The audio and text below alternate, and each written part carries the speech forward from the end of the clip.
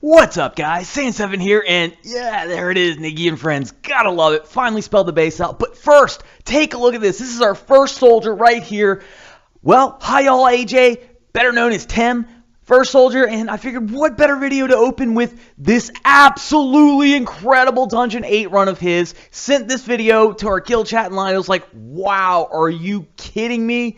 It's just absolutely incredible. It is a 16-second run, Dungeon 8. Skull 11 for 37 shards. All right, you can see right here, he's just going to drop the Pumpkin Duke right there. This is the line. Drop that drop the GA, the Frenzy, and from there, it's just over. Pumpkin Duke with, a quad stack plus that GA and all the Cupid buffing. Look at this. Watch Spirit Mage proc. Oh, all over. And the drop. Gotta love it.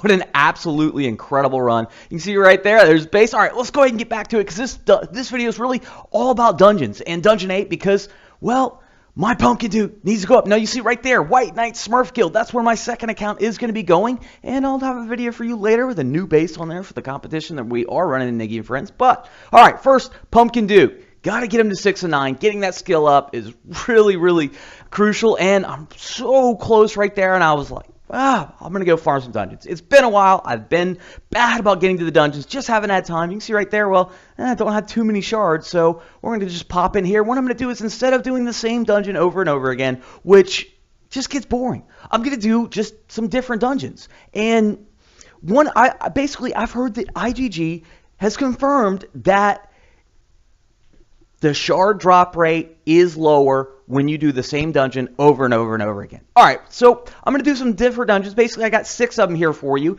and this is the first one. And basically, my thought process is here. I don't really know the lines on the other dungeons. I have not done them enough, but basically what I'm going through is where do I want to open? And what I'm thinking is I can open against Paladin with Druid. I don't have to use GA. I can basically, my whole goal is to get Pumpkin Duke to proc before I get into anything against a bunch of heroes against them and have to drop the GA. That's my goal, because I don't have a revitalized Pumpkin Duke. It's going to be different if you do have a revitalized Pumpkin Duke where you can open and where you can't. But you can see right there, I dropped Druid. I did have to use the Restoration.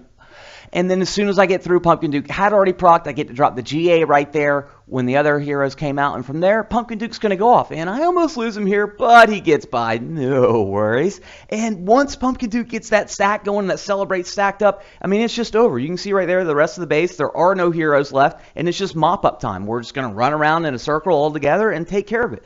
And from there, I'm going to be able to move on to the next dungeon and try it all over again. But basically, my thought process and what I generally try to do is I open with a line that's going to give me a chance to get Pumpkin Duke's proc off before I hit a whole bunch of aggro in a dungeon. That's generally how I open. And if I open on a line that takes, all a troop camp and a Spirit Mage right off the bat, usually I can't get to that Spirit Mage. All right, here we go. We got 40 shards, and this is an interesting dungeon because you can see it's very similar shape. It's symmetrical, and what I'm thinking is, well, I can open on the left side, and I have done this dungeon a few times, so this is a line that I have always liked. And what I do is I'm going to open with Druid, and I'm going to make sure to start with Druid because he's a ranged hero. I put Druid out, and then from there, you can watch all the troops come to me. And then I'm going to drop Spirit Mage. I'm going to hold off on Pumpkin Duke. Now, I'm holding off on Pumpkin Duke because those towers right there, I don't want him taking aggro, and I don't want him taking the aggro of the Paladin. Even though he could have taken the aggro of the Paladin right there, it seems like it would be fine. I don't know. I have not run this dungeon a whole bunch of times, but I know the tower aggro and that Paladin will kill a level 125 Pumpkin Duke. And from there, it's just timing the rest of my spells, which, yeah, it's a learning experience, and I'm going to make mistakes with it, trying new dungeons over, but you can see Pumpkin Duke's going to be out in front. I'm pretty much always going to be dropping the GA for Pumpkin Duke. And the Restoration, well, probably didn't need it, but you see Ninja, Pumpkin Duke just one-shotted the Ninja. I was worried about that. I was like, oh no, Ninja's running, but nah, my boy Thunder God's got me. From there, well, Pumpkin Duke, because he's constantly taking aggro, mine has a 5-5 sprint. He's always going to be out in front.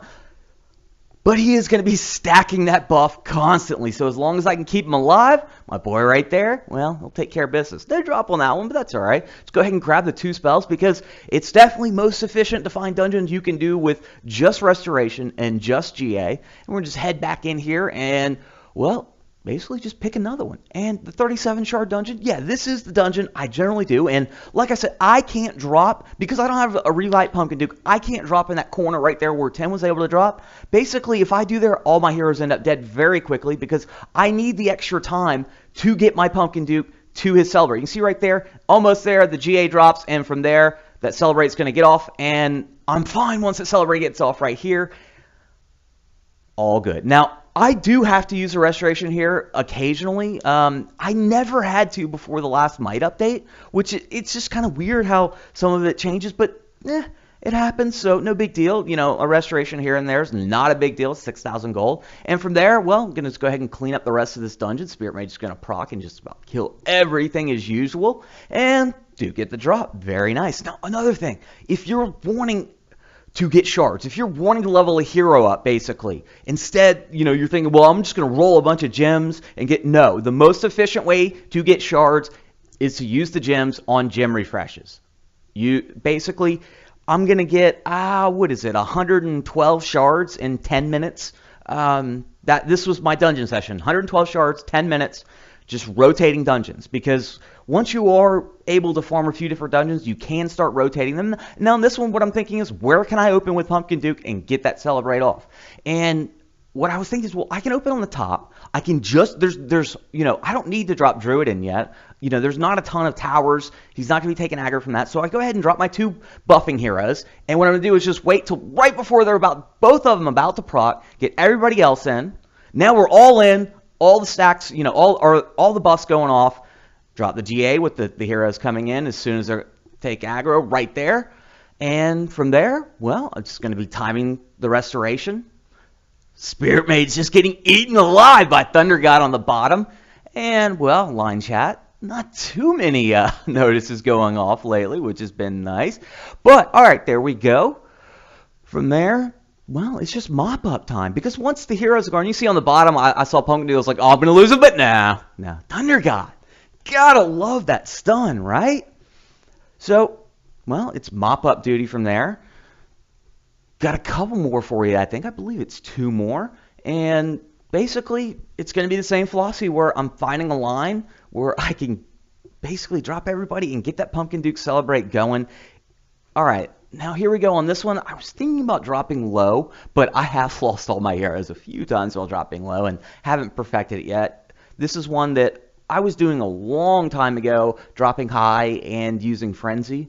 Now, of course, I don't have to use Frenzy with the extra levels, but I am going to go ahead and just drop high again. And what I'm going to do is I'm going to start with Pumpkin Duke here because I'm able to drop that GA right away, and it's 2 heroes right off the bat. If there was a troop camp up top, I would not be able to drop my Pumpkin Duke there because it's too many troops, which basically the absorption of it. The same reason I like to use Guardians in Here Be Monsters, because the simple absorption of it will take time. And from there, it's timing that Restoration on Pumpkin Duke again. He's going to hit that troop camp. And I saw Ninja, I was like, oh no, I'm done. Oh, but Thunder God again, right?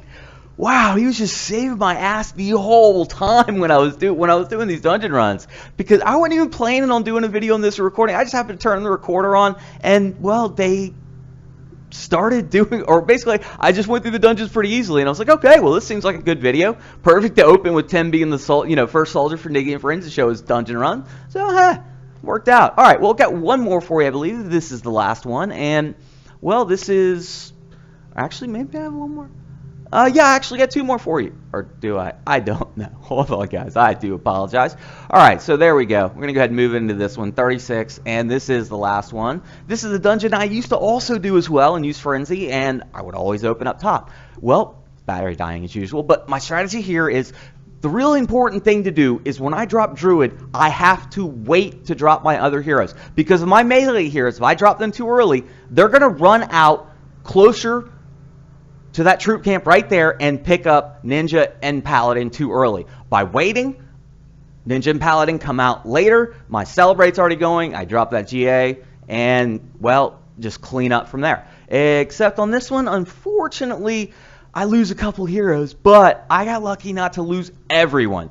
That Restoration, shouldn't have used it there, didn't really need it, but you can see Thunder God just taking care of Champ, no worries, but that Spirit Mage. Oh, look, I was so worried because if Spirit Mage procs at level 178, all my heroes are dead. Every time she kills all my heroes, I saw that, and I was like, oh, but Thunder God again. It's like, all right, well, at least I'm going to get the 100%, lose a couple heroes, grab the whole bunch of shards, and these are the 6 dungeons that I'm basically just going to rotate through. They all pay well, and it's just nice for a change. Instead of just doing the same dungeon over and over and over again, I absolutely love the fact that all the dungeons in Dungeon 8 are Skull Dungeons -1 at the end. So that's, really nice, and I do like that. There's 36 shards. Going to go ahead in here and refill the magic. And, well, I'm going to go ahead and buy the slime for Pumpkin Duke. I'm still a little ways off, and basically after I finish this video, I'm going to get back to it and shard farm some more. So I will have this by the end of today. And you can see right there, go ahead and buy that slime. And I'm going to go ahead and consume the slime. So, there it is. Only 13,000 away, and I'll have that 6 and 9 on Pumpkin Duke. Can't wait for it. All right, guys, hope you enjoyed. Sand7 out.